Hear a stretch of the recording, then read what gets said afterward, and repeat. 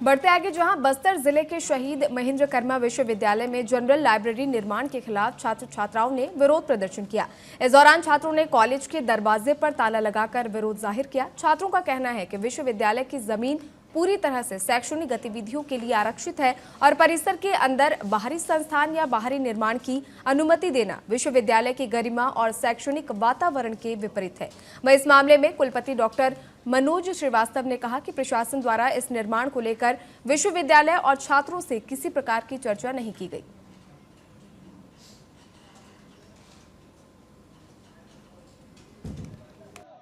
विश्वविद्यालय की ये जमीन है जिसमें जिला प्रशासन नालंदा परिसर बनाना चाह रहा है। ये पूरा भूखंड राज्य सरकार ने 2008 में जब बस्तर विश्वविद्यालय को जगदलपुर में बनाए जाने की घोषणा की थी, उस समय ये करीब 21 एकड़ भूमि बाउंड्री वॉल को बनाकर और गेट को बनाकर जिला प्रशासन ने बस्तर विश्वविद्यालय को दिया और 2008 में कोई राजस्व के भूमि के अभिलेख विश्वविद्यालय को उपलब्ध नहीं कराए। 4 साल बीत जाने के बाद 2012 में जिला प्रशासन ने खसरा और खतौनी अभिलेखों के माध्यम से मात्र यह लिखकर विश्वविद्यालय को प्रेषित कर दिया कि अमुक भूखंड 1/1/2 6.06 हेक्टेयर का बस्तर विश्वविद्यालय को आवंटित किया जाता है।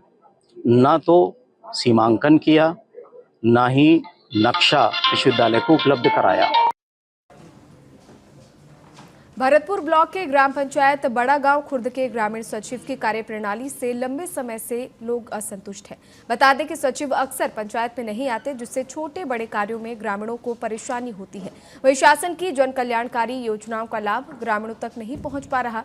जन्म, मृत्यु, विवाह प्रमाण पत्र और शौचालय निर्माण जैसे जरूरी काम के लिए ग्रामीण लगातार सचिव के चक्कर काटते हैं, लेकिन उसके बावजूद उनकी सुनवाई नहीं होती।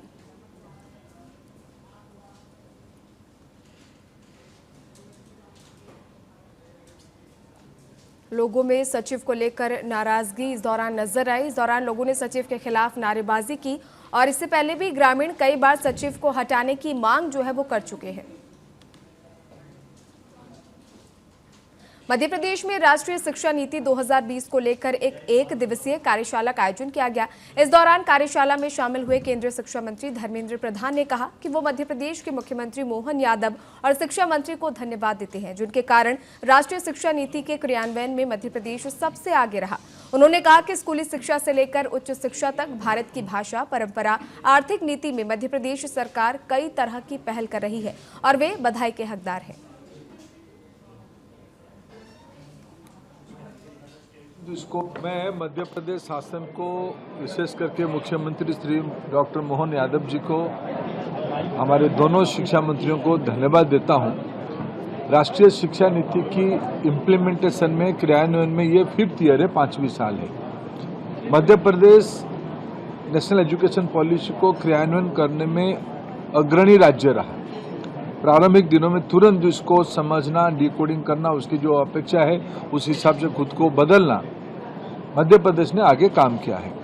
पिछले 4.5 साल में अनेकों अच्छे प्रयोग मध्य प्रदेश में हुई है, जिसकी प्रतिफलन में धीरे धीरे आने लगा है। आने वाले दिनों में मध्य प्रदेश की जो युवा आबादी है, अभी मैंने एक तथ्य रखा, मध्य प्रदेश की अगर अनुमानित आबादी लगभग 9 करोड़ है अभी के एक प्रोजेक्टेड रूप में, उसमें 25 साल की उम्र की आबादी लगभग आधे हैं। उनको 21वीं सदी के लिए तैयार करना, उनको एक वैश्विक नागरिक बनाना, जिम्मेवार बनाना, जो भारतीय विचार परंपरा के आधारित हो और वैश्विक दृष्टिकोण हो, जो एनईपी ने कहा रूटेड बट फ्यूचरिस्टिक, इस प्रकार की तैयारी मध्य प्रदेश कर रहा है। मध्य प्रदेश की स्कूली एजुकेशन से लेके हायर एजुकेशन तक भारतीय भाषा, भारतीय ज्ञान परंपरा, भारत की आवश्यकता, भारत की अर्थनीति, युवकों को नौकरी की बजाय नौकरी देने की मनस्थिति तक ले जाना, कई प्रकार के उपक्रम मध्य प्रदेश शासन कर रहा है। ये बधाई की पात्र है। डॉक्टर मोहन यादव जी के नेतृत्व में अच्छे काम हो रहा है। प्रधानमंत्री नरेंद्र मोदी जी की जो दृष्टिकोण है, 2047 तक भारत को विकसित बनाना। मध्य प्रदेश विकसित होने से ही भारत विकसित होगा, शिक्षा विकसित होने से ही मध्य प्रदेश विकसित होगा। मैं प्रशंसा करता हूं। धार के धर्मपुरी में आबकारी विभाग ने बड़ी कार्रवाई करते हुए अवैध शराब परिवहन कर रही 2 कारों को पकड़ लिया। इस दौरान कलेक्टर प्रियंक मिश्रा के निर्देश पर पहली वैगनार से 168 बल्क लीटर बियर और दूसरी कार से 207 बल्क लीटर देसी शराब बरामद हुई। दोनों मामलों में 2 आरोपियों को गिरफ्तार कर लिया गया। वहीं जब्त शराब और वाहनों की कुल कीमत करीब 10 लाख रुपए बताई जा रही है। सर, आज 2 कारों के साथ शराब पकड़ी है, 2 आरोपी पकड़े, क्या कुछ मामला सर? आज दिनांक 6 दिसंबर 2025 को collector sir Shri Priyank Mishra sir के निर्देशन में और हमारे डीसी सर तिवारी सर और हमारे AC sir Rajnarayan Soni sir के मार्गदर्शन में आज वृद्ध धर्मपुरी में आबकारी विभाग के द्वारा 2 बड़ी कार्रवाई की गई है, जिसमें 2 वैगनर गाड़ियाँ पकड़ी गई है, जिसके अंदर एक वैगनर गाड़ी से 14 पेटी पावर बियर की पकड़ी गई है और दूसरी गाड़ी सुंदरेल में की गई है, जहाँ वो एक वैगनार गाड़ी पकड़ी गई है, जिसमें 23 पेटी देसी मदिरा प्लेन पकड़ी गई है। कुल मिलाकर दोनों प्रकरणों में एक आरोपी को गिरफ्तार करके जेल भेजा गया है और दोनों अनुमानित कीमत, दोनों मुद्दे माल की कीमत करीब 10 लाख के आसपास आ रही है इसकी। सर, कहाँ से पकड़ी और कैसे पकड़ी? एक गाड़ी सुबह हमने यहाँ धर्मपुरी पे रामपुरा फाटे पे पास पे पकड़ी नाकाबंदी करके।